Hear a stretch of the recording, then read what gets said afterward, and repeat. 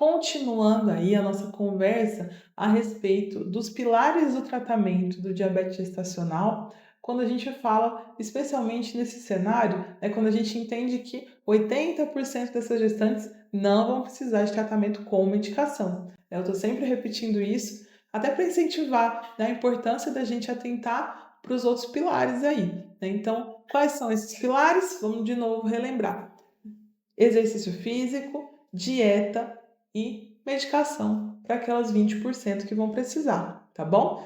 Não significa que aquelas que vão precisar fizeram errado a dieta e a alimentação, né? Mas a gente sabe que quando a gente faz certinho, quando a gente se empenha em relação à dieta e exercício físico, né? Corrigindo aí, a gente tem muito mais chance de controlar essa glicemia sem precisar hã, né, sem precisar ser medicado, tá bom? Então agora a gente vai falar para esse ponto importantíssimo, que é a dieta, tá bom? O exercício físico nem toda gestante vai poder fazer, a gente sabe que algumas têm contraindicações. Então a dieta é fundamental, aí tá no topo do, que a gente entende como fundamental e necessário para a gente se atentar, né, nesse controle. Isso, lógico, não somente para quem é gestante, né, e está passando aí lidando com diabetes gestacional, mas para todos. A gente vê cada dia mais os estudos mostrando tanto que uma dieta regular, uma dieta equilibrada, uma dieta pensada, ela impacta positivamente na vida de qualquer paciente, né? E quanto mais aí se a gente for pensar no contexto do diabetes gestacional. Então, é muito comum, né, quando a gente recebe o diagnóstico, a gente vem logo uma preocupação e às vezes a gente, dentro desse instinto de mãe, né, que já está se formando, a gente pensa numa dieta extremamente radical, né? Ó, eu vou cortar totalmente carboidrato, não vou comer mais nada, corta arroz, macarrão, pão, fruta, cenoura, tudo. Já vi acontecer isso. Mas muito cuidado, a gente não orienta dietas radicais, tá bom? Isso tem que ficar muito claro. Até porque carboidrato não é do mal, né? A gente às vezes fica com essa visão. Eles têm que fazer parte de uma dieta equilibrada. Então a questão é a gente equilibrar a quantidade, a forma do preparo, qual vai ser o carboidrato que eu vou priorizar na minha dieta, e é sobre isso que a gente vai conversar um pouco, né? Então, quando a gente lê as diretrizes, eles até mencionam, ó, não é legal a gente pensar em fazer uma dieta cetogênica, né, que é aquela dieta, extremamente pobre em relação a carboidrato.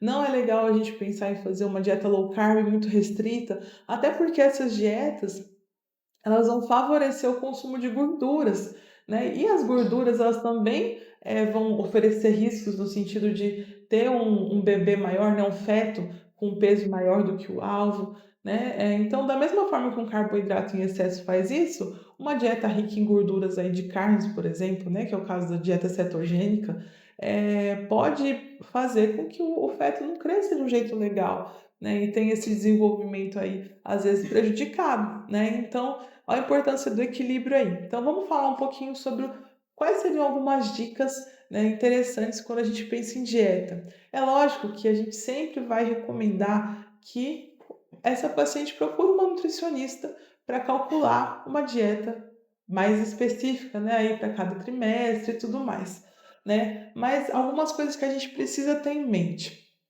Qual tipo de carboidrato, por exemplo, que eu devo evitar? Né, a gente divide assim, basicamente, né, de uma forma bem básica, em 2 tipos: carboidratos simples e carboidratos complexos. Não sei se você já ouviu falar disso.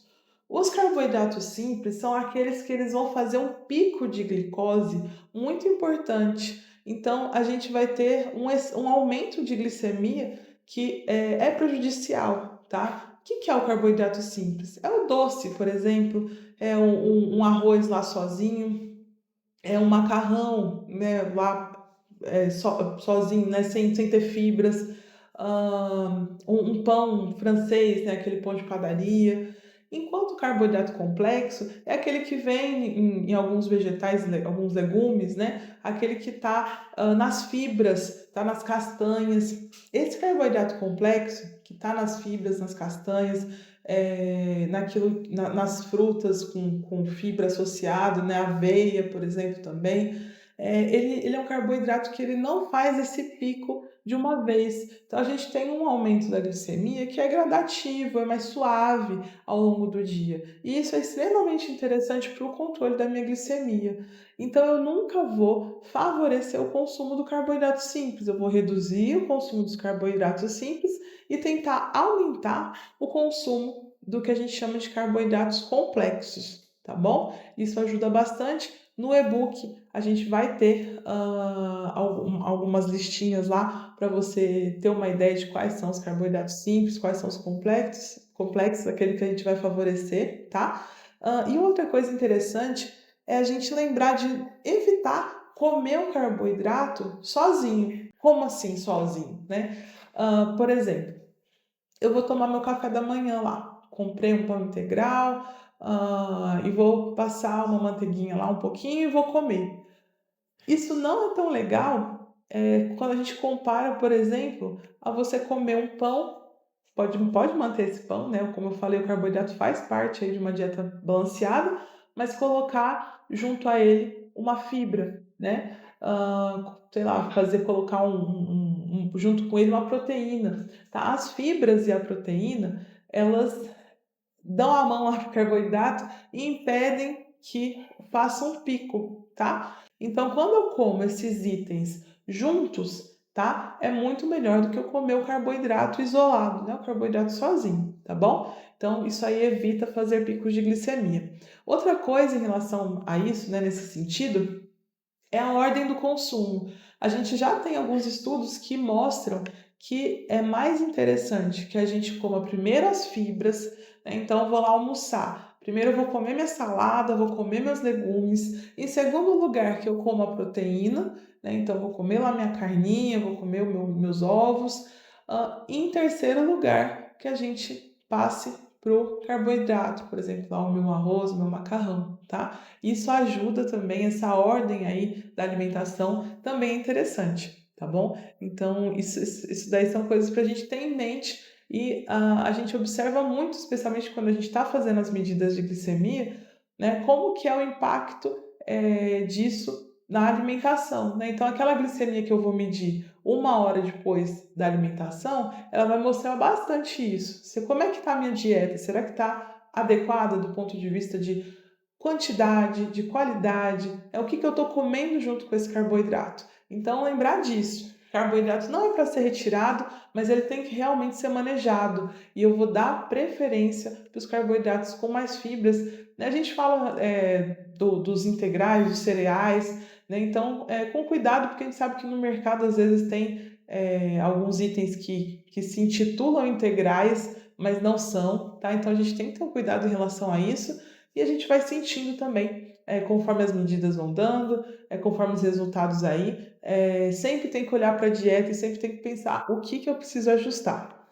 Quando a gente pega a recomendação americana, lá que a gente chama de ADA, eles até colocam um exemplo. Por exemplo, numa dieta de 2.000 calorias, uma dieta média aí, né, vamos dizer, uma quantidade de carboidratos interessante é por volta de 35%, vai dar umas 175 gramas de carboidrato, né. Então 35% de uma dieta, né, não é pouca coisa, tá.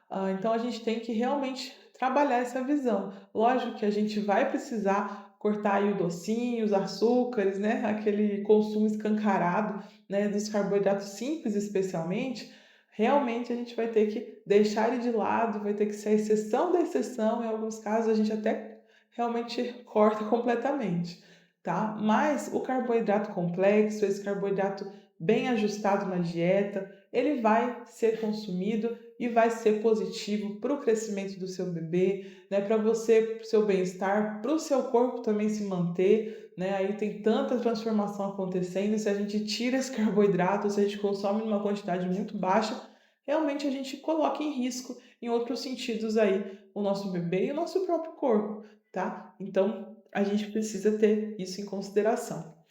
Outra coisa muito importante é a gente ficar atento ao consumo das proteínas, tá? E das fibras, como eu falei.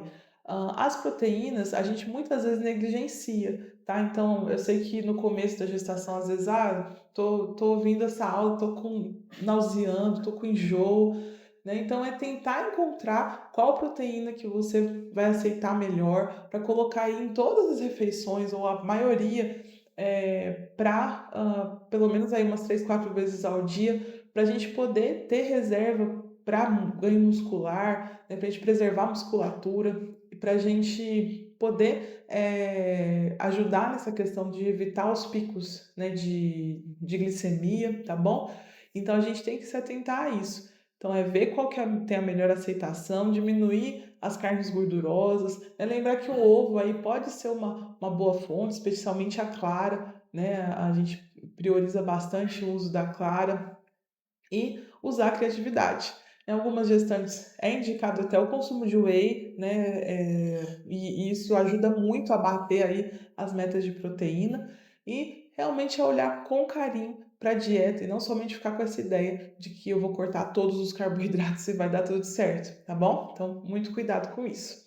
Lembrando que, idealmente, a gente vai sempre ter o auxílio de um nutricionista e a dieta, lógico, desenhada para cada um, pelo nutricionista é mais interessante, levando em conta até suas preferências, né, o seu peso e sua altura, qual que é o seu alvo de ganho de peso, né, e isso é uma coisa também que a gente tem que atentar. A gente sabe que existem alvos de ganho de peso. Vou colocar uma tabelinha para a gente poder ter uma ideia em relação a isso. Então, a gente sabe que o meu índice de massa corporal, o meu peso pré-gestação, ele vai impactar na minha programação de ganho de peso ao longo da gestação, né. Lógico que isso varia bastante de acordo com cada uma, mas, as orientações são que, por exemplo, uma gestante que já começa a gestação com obesidade, né, uma paciente com IMC acima de 30 ou que já tem sinais clínicos aí de obesidade, a gente quer que o ganho de peso não ultrapasse os 9 quilos, tá? Então, é uma paciente que vai ganhar peso de 5 a 9 quilos. É claro que tem gestante que às vezes ganha até menos que 5, né? Tem outros que chegam bem perto aí do 9, mas uma nutricionista pode ajudar nesse ajuste, né? A pensar como que vai ser esse ganho de peso ao longo da gestação. A gente sabe que tem um ganho de peso às vezes menor no primeiro trimestre, daí isso pode ser ajustado também depois. Enquanto uma gestante com sobrepeso, por exemplo, né, que é um pouco menos do que obesidade, um peso menor aí, ela pode ganhar até 11 quilos e meio, né, e a gente tem para cada peso que inicia a gestação uma indicação, né. Então, olhando para gestante com diabetes gestacional, isso também é importantíssimo, né. A gente ouve relatos aí de mulheres que falam assim: "Nossa, na minha gestação eu ganhei 30 quilos, eu ganhei 25 quilos, 20 quilos", e isso não é interessante, especialmente nesse contexto do diabetes gestacional, tá bom? Então a gente tem que realmente trabalhar um pouco na nossa mente aquela ideia de que tem que comer por 2, né, não é isso. A gente tem que comer de forma adequada, equilibrada, né, comendo de tudo um pouco e saber que esse equilíbrio vai trazer inclusive, um benefício dos nutrientes que o meu bebê precisa, os nutrientes que eu preciso para nutrir esse bebê e depois também amamentar de uma forma tranquila, tá certo? E eu vou, contar um pouquinho da minha experiência, né. Eu comecei a gestação, acima do peso, tá, eu estava com sobrepeso, quase uma obesidade aí no início da gestação, e a gente fez, comecei logo com a nutricionista, com exercício físico, né, já tinha as noções da dieta, né, ao longo dos anos que a gente adquire, e, consegui passar a gestação. Eu lembro que o meu ginecologista, meu obstetra, ele virou para mim e falou assim: ela conseguiu, gente, ela conseguiu não engordar nem 1 quilo durante a gestação. É lógico que cada um vai ter sua experiência, tá, mas ele até, chegou um momento que ele falou assim: "Ó, dá uma olhadinha se tá comendo direito". Então, não é para falar: "Ah, é impossível", não, é possível, tá bom? Então você vai engordar e vai ganhar peso, né, não é engordar, é ganho de peso, né, tem muita coisa acontecendo nesse organismo. Então vai ter um ganho de peso aí de 5, de 6, 7, 8, 9 quilos extremamente dentro do esperado, dentro do saudável, se nutrindo, né, preocupando aí com a qualidade e quantidade, até mais do que números aí, né, mas saiba que é possível. A gente tem isso muito no imaginário popular porque as nossas mães, as nossas avós aí tinham essa noção até de que tinha que comer mais, que era saudável engordar bastante, né, que era saudável um bebê grandão. E hoje a gente entende que, um ganho de peso adequado, tanto da mamãe aí quanto do bebê, é extremamente importante pra saúde aí dessa duplinha aí tão importante, tá certo?